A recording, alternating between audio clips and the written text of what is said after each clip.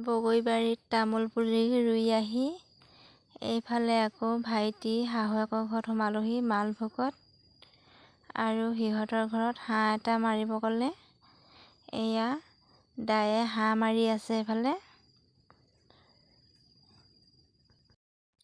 বগৰীবাৰীত আমি মাটি লৈছিলোঁ, যিহেতু তাত নাথাকোঁ সেয়েহে তামোল পুলি লগাই থৈছোঁ।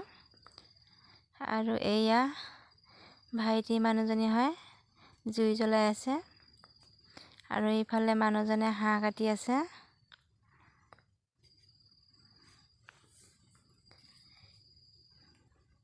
এয়া কাটি হৈ গ'ল। আৰু মায়ে ভাত চব্জি বনালে। আৰু এতিয়া আমি এয়া খাব লৈছোঁ।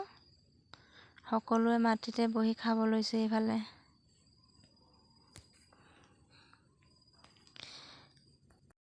মাটিত মানে পীৰা পাৰি দিছে এইফালে মায়ে ভাত দি আছে।